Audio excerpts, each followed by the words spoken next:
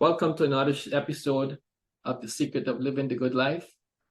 One of our main mission, is to interview people from all across the world on the faith, family, finance, and fitness in order for us to live the good life as we get older. So our guest today is a man who was very active in his young age in his community and his church. He spent many years as a Boy Scout and built strong friendship with many of the youths in the community. Migrated to the United States of America in 1978, where he joined the United States Air Force and served for 4 years. He worked with several companies, including United Parcel Service, Toyota Motor Sales, and New Jersey Transit.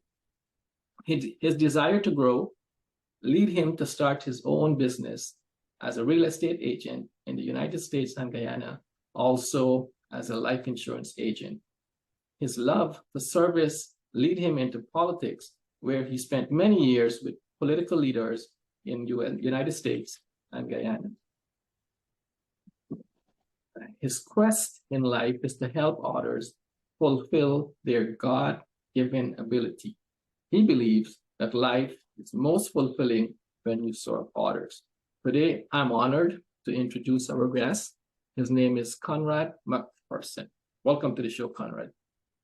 Thank you, and thanks for having me. It's a pleasure being on the show. Excellent. Good. So, Conrad, my first start, I would ask you, do you think you're living the good life in terms of your faith, your family, your finance, and your fitness? Yes, I think I'm living the good life. I take life one day at a time. And one thing I believe is that, I live every day like it's my last day. So I try to make the best of every day. As they said, it's 24 hours in a day. So we have to use those 24 hours to the best of our ability, because once it's gone, we can't get it back. Quite true. Very good. And Conrad, one of the thing I'll ask you, what is your definition of the good life? A good life is experiencing all that life has to offer, as you rightfully lifted, faith, family, finance, and fitness. So I think it's a balance between all of those. You're not only living for yourself, but you're living to help others. And I think that's the most fulfilling life. Okay, and you are doing that today. From your little biography, I can see you're achieving some of that fulfillment. Yes, I try every day to, do something, whatever, whatever comes my way. We plan the day, but sometimes it doesn't always go the way we plan. But, you have to, the goal is the same every day. Right. Well, that's pretty interesting, but planning your day. So we'll come back to that as we go along. So let's talk about faith. Since you were a young fella, you were in church, you were in Boy Scout, you have that discipline or that thing that you have on you, that you are so structured. And now I'll bring it into faith. What is your definition of faith? Faith for me is believing that whatever you ask for, you can receive it, or whatever you set your mind to do, that you can accomplish it. It's a vision that you have, that anything is achievable. You just have to work towards it. Nothing is impossible, and if you can quote God, all things are possible with God. So we put our faith, or we believe that God will grant us the desires of our heart when we work towards it. And if he doesn't, we know it's probably either we aiming too low, or maybe God has something better in store for us and he doesn't give us exactly what we want. But either way, God answers our prayers. So that's a nice way you set it up there. But you use the word vision in all that you just say there. The key word I picked out there was vision. So how does vision come in with faith? Because vision is seeing something that is not physically in front of you. You can't touch it, but it's something that vision comes, when I think about vision, it has to do with seeing. You're seeing it, because and based on faith, God give you that, as I tell people all the time, God is giving you that vision. He doesn't give it to anybody else. He give it specifically to you, and he give you all the steps to accomplish it. But sometimes you have to be to you. Others might not understand because God didn't give them that vision. God gave you that vision. So sometimes people might think you're crazy, like no, and try to talk you out of it, but you got to stick to it because it's your vision, and only you can bring it to life. And I think everybody has a vision, but some people just allow other people to talk them out of it, or sometimes they don't even believe it themselves, and so they try to just, and that's why they're miserable, as a matter of fact, because they know that there's better, but they just settle for less. Well, that's so true because I'll bring in one more there, your thoughts, right?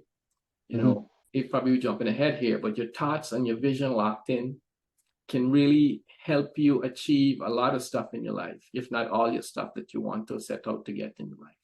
Yeah, and everything starts with a thought. It That's starts right. from the head, That's and, right. then it becomes a reality. But you Quite have true. it in your head first, and Quite true. then you can visualize it. But not a lot of everyday people have the ability, wrong words, not to have the ability, but forget to do things that we are talking about here. Have a thought with a vision. Have a thought with a vision. A lot of us get caught up in our day to day and not focusing on or taking a quiet moment. Think of, like you were saying, God gave you only that vision. He didn't give me your vision and him and her out of your vision. He gave you only that vision. And I think people needs to slow down, check themselves, and have that quiet moment and relive their or bring up their vision, have their thoughts aligned with their vision, and be able to achieve stuff in life. That's Yeah. my thing on that. Absolutely, and as they said, or someone, I think it's Miles Monroe. I don't know if that was his original thought, but he said the richest place in the world is a cemetery. Yeah. So many people die, the vision die, or they take it to their grave instead of ever bringing it to life, and so, True. so many books, movies, inventions, people have never pursued it, and they just die with those things in their head. Yeah, quite true. The guy I read with the same thing, his name is Les Brown. He said Yeah, this well, it's Les thing. Brown. I Brown, confused yeah. the two between Les and Miles. Les Yes, Brown is pretty aggressive and pretty yes, he talked to me, like the way he speak, like he speak to me, hmm and yes, you make good mhm, sense. Good. yeah. Good. Okay, so thank you. So let's go over to family. I think that family is a critical part of our lives as Mhm. we get older and wanting to enjoy a good life. Family is an integral part of us. What are your thoughts there, Conrad? Absolutely. And one of the first things I must say is that um, we were born into a family. I mean, that's our immediate family. We didn't choose them, or we didn't choose our parents or our siblings. It's that's something that, and it's a miracle that we were born. So God picked us and He put us there. And Right. so sometimes we might not like the family that we have, but it's a family, and the blood, flows through our veins, and you can't expect strangers to, they don't have, there's a connection. I think it's a godly connection, especially parents, me being a father of two. I feel for my children more than anybody out there, because they came out of me, or out of my, I brought, I can say, I played a part in them being on this earth. And so I think that's the same relationship family have. No one, I don't think no one could love you like your family, because they know you better than most people. And they would accept you even with your faults, That's right. That's right. because there's that connection, and I think it's spiritual. Is I don't know how better to put it. It's just family. There's that bond that links you to them. That it's an unbreakable bond. It might, you know you, you fight, but you come back together because it's family. Yeah, You know. that's so true. You're right. Despite what you do, you get upset with each other, but at the end of the day, you're back in one because you're a Yeah, unit, you're a family. yeah. Quite true. Good. It is. So you agree it's an integral part of as to nurture and to take care and to protect for us as we get older, or not even older, as in life, it's important to nurture a family. Yes, absolutely. Right. Right. Okay. So is there anything you want to share on this message that we're having here to anyone? Anything you wanted to tell them freely out of your thoughts right now? Before Well, I'm gonna touch on the four topics. Faith. I said never stop believing. Believe, live life in expectation. Every day expect things to get better. Um, Life is seasonal, as I say. Every day is not gonna be a good day, but just know that everything has come to pass. Today. And so when we let's take on the seasonal part of it, I understand that I have to keep preparing. If things are good today, expect it to change to bad. So we got to prepare, plan ahead. I touched on that earlier, but planning. yeah. Plan always, we use like the Bible tells us about storing up or they use the ants. That's always storing up in the summer for the winter. We Yes. have to do the same thing, understanding that things could change. My situation could change, so we have to keep preparing. Whether some jump into finance, which ties into preparing. Yeah. I have to save, as in Guyanese, it's a save for a rainy day. Well, it's gonna rain. It doesn't always. The sun doesn't shine all the time. It's gonna rain. Prepare And for the rain. Get ready. and snow too. Mhm. Absolutely. When we're in America, we get all kinds of weather patterns. We doesn't know, but make sure that you prepare. You got your rain gear ready, your snow gear ready. Just like because it could change in a minute. Life could change on you in a minute, but you have to have. And so I finances. We could break it down. You have to have different accounts. Tell You us. gotta have your emergency fund. You gotta have your everyday fund. You gotta have your savings. So and you gotta I was talking to one guy. You have to have different buckets. Even in investing, you have to have different buckets. Real estate, stocks, bonds, life insurance, all these different buckets. Can't put it in, you gotta, as they said, diversify. You can't just put everything into one bucket. You have to have different buckets. Um, Family, we touched on family, that there's Goodness. Goodness, it's who goodness. we have. We have our immediate family, and then we have extended family. And for us to, I don't think you know, whatever our family has taught us, that's what we transfer out into the into the world. I think if people come from a dysfunctional family, then you usually find that when they go into like or you get married, that becomes dysfunctional. When I could speak of my own experience. I watched my parents married, until my dad died. They were together. I was married to my first wife for 25 years. I mean, even though it didn't work out in the end, I tried. I didn't want to be with another woman. I didn't want to raise my kids with another woman. But unfortunately, I can only control my It's, actions. yeah. And so eventually I had to walk away from it because I'm doing the best I could, but I can't make the other person do you know what they're supposed to. They're doing what they're supposed to do, but if we can't connect and we can't walk the same path, then it's best we go with separate ways, and that's what happened. But I remarried, and I'm happily married, and I'm you Oh, know planning to stay married for a long time. I married my best friend. I actually went all the way back to Guyana to marry my girlfriend from childhood sweetheart. Which is okay. Very good. so I'm so blessed. I Yeah. tell her, I'm That's so that's blessed. that's key. That's key that you can get a happy marriage. Like if I have my Yes. wife, we have such a good life, and I enjoy it, and Mhm. that's my life, and that's my commitment to my wife as my partner forever. With And the last thing I love. touch on is fitness. Yes. Um, your health is your wealth. Let me, I mean, that might be a cliche, but it's actually very true. Yeah. When you're sick, you can't do nothing else. And we watch billionaires give away their money because they know they're dying. You know, the money don't mean nothing if you got no health. Your health is the most important thing. And so you have to take care of it. You have to and go tied into that is your body's a temple of God. So you have to watch with, you know, the temple. What are you bringing into the temple? It has to be clean. It has to be holy. It has to be the best. So I got to give my body the best. Treat myself the best. I can't expect anybody else to treat me better than I treat myself. I have to, and that goes with self love.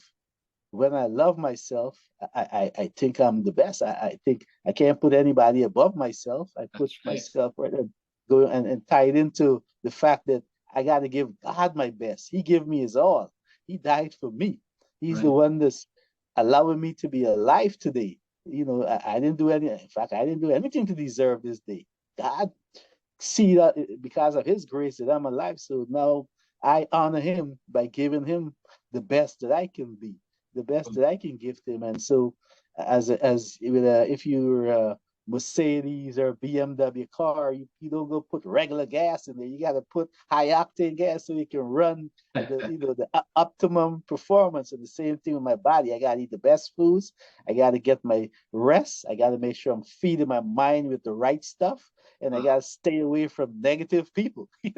Quite That true. Quite true. So tell us a little bit. What do you do for stay fit? Not the mind yet. Let's go with your body first. well, I train every day. When you say train, what do you do? I exercise. The first thing I start my day is my devotion. So I get up and I read my Bible or I read daily word. I Right. listen to something to get my mind right, and then I go and exercise, and I vary my exercise through running or lifting weights or riding my bike. Whatever. I try to change it up, so it doesn't get boring. Oh, Um, that's cool. and then I eat a nice bowl of fruits, What and do you and, eat? and What kind of fruits do you eat? oh man, I'm Guyanese, so I like mango, bananas, apples, whatever is in season up here, cantaloupes. Oh, I like all kinds of fruits. So I just tangerine, whatever is I can find in the supermarket. I cut it up and have a nice fruit salad, and then I watch what I eat. I drink a lot of herbal tea or bush tea, as we call it in Guyana. um, and then I balance diet, and wow. then I start my day, and I don't really drink alcohol. If I drink it, it's a glass of wine. Because Right. sometimes I go to people's house and they're like, "Man, you're not gonna drink nothing." I say, "Give me a beer, give me a," but it's not something that I drink to, Yeah. a lot of people drink to get drunk. I've been there before. In my past, when my first marriage fall apart, I was a heavy drinker, and I'm thanking that's another reason why I'm so excited about life, because I was doing a lot of stuff. I did it all, from drugs to Wow. prostitute to everything, and to the fact that I'm alive to Yeah. talk about it. That's a testimony that I can tell people, that there's a better way to life. I'm living, as you said, the good life now. My Right. um, finances. I got the I got a laundromat in Guyana with my wife. I have, like I said, real estate in Guyana and in America. And I would encourage anybody to get into real estate, because that's one of the most secure investments that you can Right. get into. I can personally, so I'm currently refinancing my house that I bought in 2001 for 165,000. Today the price for 455,000. Yeah. You know, Wow. and so I'm actually thinking about taking the money out and buying another house that's Yeah. going to pay for this one and that one, That's right. and still have money left over. So it's a it's not a bad investment at all. I would encourage this. My grandfather who lived 100 years always told me, Conrad, buy land. If you want power, buy land. And he died and left a lot of property in Guyana, and I want to leave property for my children. Right. And it's a generational wealth. I want That's to right. leave stuff. So, Good, good, good. So that's pretty interesting. Very interesting. Why don't you tell us a little bit about the time you spent in the United States Air Force? What did you do there? I worked in kind of like a grocery store. Oh, It you was weren't like, in the flying the thing. yeah, I was, no, I wasn't, based on the fact that I had just come from Guyana, Yeah. and I wasn't an American citizen, so there wasn't too Oh, many options for me. It was very limited. So they put me in, you know, things that weren't, that you didn't need a security clearance, or I so see. Yeah. Okay. but it was a good experience. Obviously, Yeah. one of the things I've taken away from there, and I still um, Mm. use in my life today, is the time, discipline, management of Discipline. time. Yeah. I am, and we didn't touch on that, but that should have come on the finances when you talk about time. As I said, there's 24 hours in a day. You don't get no more, no less. People think that money is the most important thing. No, time is the most important thing because it's limited. It's, Yes. it's something that you can't get any more or any less. It's 24 hours in a day. And as I said, the the beggar and the billionaire has 24 hours in a day. It's just a That's it. matter what you do with that time that determines whether you'll be successful or unsuccessful. And Yeah. so that's something that I've taken from the military, and that there's no, as my I listen to a lot of guys, and Eric Thomas says ET. no days off. There's no days off. I don't care. I don't look at the calendar to see if it's, as people say, oh, thank God it's Friday. No, not thank God it's Friday for me. Every day is a a day to do better, make up for what I didn't do yesterday, or become Right. better than I was yesterday. That dude is reckless, man. He wakes up at 3 in the morning and put out videos and all kind of thing. He got full of energy. Yeah, yeah, yeah. Stuff. Yeah, yeah. Yeah. We look at all the other guys that are successful. If you follow, you know, LeBron James, I watch LeBron James going to the basketball game, and he's got a Ziploc bag with fruits. Here's a billionaire carrying fruits to, to watch his son play basketball, because and that's why he's playing, he was 20th year in the NBA and Correct. still going Still fit. strong. Still fit. Yeah. So Yeah. he understands that you have to take care of your body to have longevity. So one interesting thing in your biography is that the quest in life is to help others fulfill their God-given talent. How do you go about that? Encouragement. I That's the best way I can, I can always, I speak to young people, especially I speak to young people. The older folks, they're set in their ways and they argue with me and it's giving me a headache. So I talk to young people and I tell them, um, in choosing a career or trying to figure out where you want to go in life and what you want to do, pick something that you like doing, that you're good at, because nobody pays you for what you're bad at. People pay you for what you're good at. Quite true. And if you like and as I said, if you like what you do, then you would do it for free. So if you're working in something that you like doing, you would never it will become easy because you're doing it because you like it, and it wouldn't ever feel like work. And I said, if you're doing what you like, then you'll never work a day in your life because you're Quite having true. fun, and so you wouldn't have a problem getting out of bed because I'm going to have fun. I'm not you don't say I'm going to a job. I'm going to have fun. And You wake so up feeling depressed instead of excited, right? exactly. And so most of the people that are depressed and miserable, especially on a Monday morning, when you pass by, you see them at the bus stop with their long faces because they're going to jobs that they don't like. Um, Speaking of jobs, that's one of the worst and that's also what I tell young people. Start your own business. God, yeah. When you're working for somebody, you're helping somebody to build somebody else's dream. Work for yourself. Start your own business. That way you're in control of your finances because you can control how much money you make. You can control your time and you can control what you do. You can take, Absolutely. you can plan your vacations when you like, not when the Yeah, job tell you could go. I And know. so, start, that's the ultimate key, working for yourself, or having your own business, because not having work for yourself, having people work for you. That's the Right. ultimate, because Right. there's different levels to businesses. Some people go start a business and they're in the business, so they're actually an employee of their own business. Where you want to get to is where you sleeping and making money, because other people are doing the building the products, Yes. and you're Quite true. managing it. Quite That's the true. level that you want to get to. Well, And that's the true so, definition, and that's the true definition of a business, right? yeah, Good. and you want to make, as I said, make your money work for you, not you Yes, work for money. it's quite Let true. your money work for you.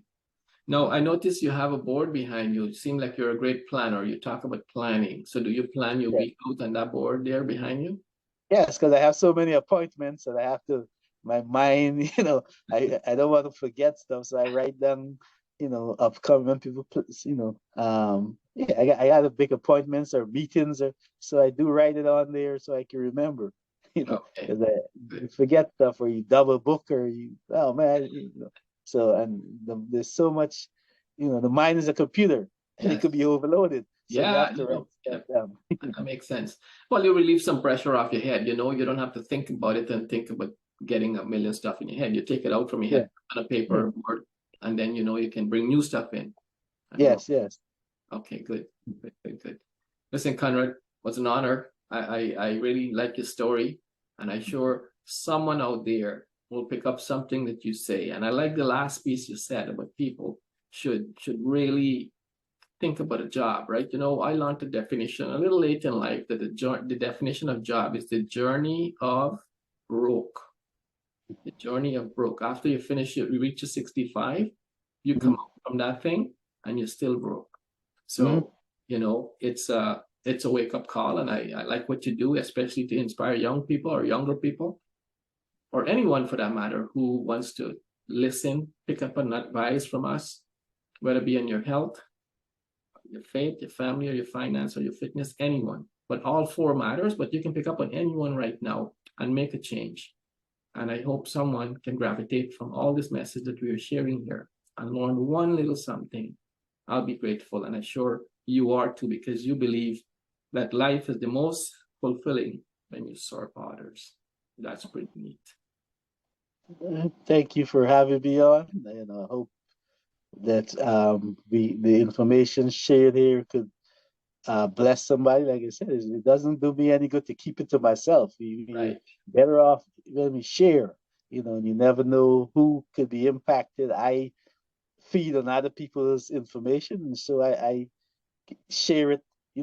I put it in, because nothing is new under the sun. So I'm sure I'm not saying anything that's not out there. I actually learned it from somewhere, but I'm Absolutely. putting it in my own words, and so maybe Absolutely. somebody who might not be have access to Eric Thomas or Les Brown or some of these other Right. guys can hear me. you know, and, Yeah. and Yeah. so Yeah. Yeah. I'm thankful, and I thank you for the opportunity. I don't take it lightly. I don't know where this could, this could be the beginning of something great. I might be the next Oprah or somebody one day. You never know. But and I said, oh, I started here. Yeah. Because so I'm Awesome. thankful, and I don't, I give God praise because, I mean, we've never met in person, and obviously you said you saw my profile or the stuff I put on Facebook, and it's funny that the reason I even started doing that is because I was on Facebook. I don't see I see all negative stuff or people just foolishness. I said, man, let me start putting some positive content out, and Good stuff. obviously, No. it is growing, and people starting to like it, and people Yeah. starting to follow me. So I'm thankful, and just encourage me to keep doing what I'm doing. Absolutely. Good. So thank you very much again, Conrad. I appreciate your time.